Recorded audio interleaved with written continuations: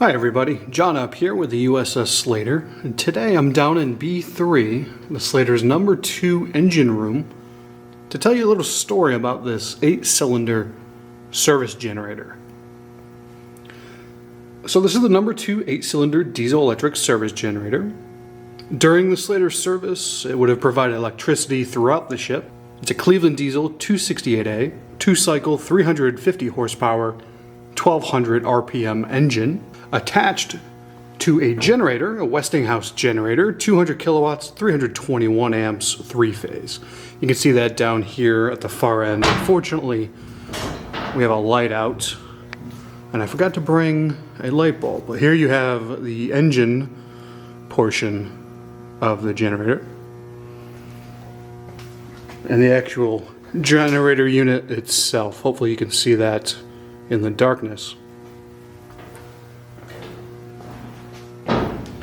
So what's the story with this engine?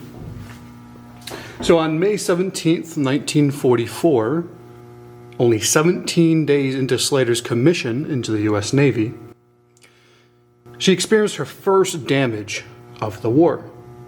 And that day, SLATER was moored starboard side to the Texas fuel docks in Tampa, Florida. And at 12:50, General Quarters was sounded, probably for the first time in the ship's commissioning, for a fire in the number 3 engineering space where we are today. 2 minutes later, the port fire chief, A.D. Goodell, reported aboard, and a minute later, a Coast Guard fireboat stood by on the SLATER's port side. 2 minutes later, at 12:55, Charles E. Lavin, a motor machinist mate 3rd class, and Willard L. Whaley, a fireman 1st class, were removed from the ship on stretchers with burns to their hands, arms, and faces. Chief motor machinist mate Scheiman and others inside this compartment at the time helped in the rescue of the 2 injured sailors and removed them from the compartment.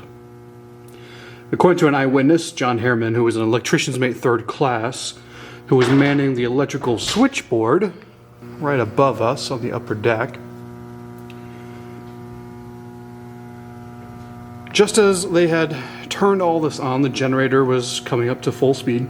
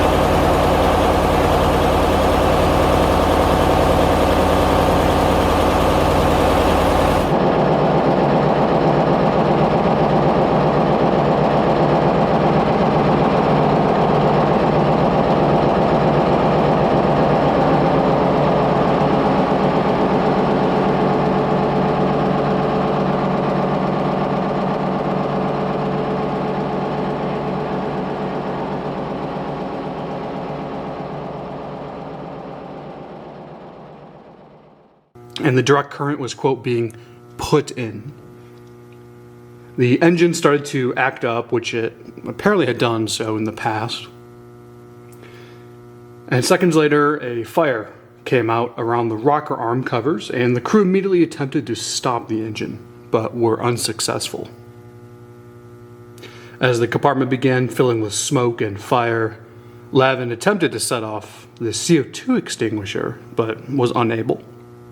They then abandoned this compartment. And over the next few days, Navy investigators came and went as they tried to put together this series of events, and the Tampa shipbuilding yard enacted repairs to the engine. It took about 10 days, I believe. The following is a summary of the investigation. It's to the Chief of Naval Operations from the Chief of Naval Personnel regarding the fire aboard the SLATER. And it's broken up into 3 sections. I'll read it word for word, more or less. It's noted from the opinion of the investigating board that the, quote, responsibility for the casualty rests with the person, to the board unknown, who improperly opened the valve. and the Bureau concurred with this opinion. It's also noted that in the opinion of the board, quote, design fails to provide sufficient safeguard for protection against flooding of the sump with lube oil.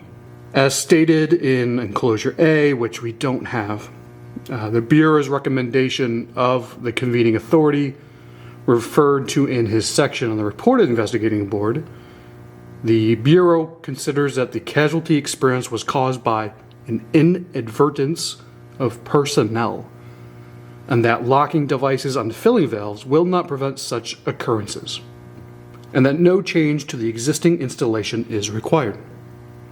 And finally, it mentions that the damage was repaired prior to Slater reporting for shakedown in Bermuda on the 25th of May, 1944. Who were the two sailors that were unfortunately injured in this accident? The first was Charles Lavin, motor machinist mate 3rd class. He had enlisted in the Navy a day after the attack on Pearl Harbor, and following boot camp in Newport, Rhode Island, he was assigned to the USS San Diego, CL-53, on which he was a plank owner. And then in March of 1944, he was transferred to the newly constructed USS SLATER, DE-766. 17 days after placing the Slater into commission, he was injured in this fire.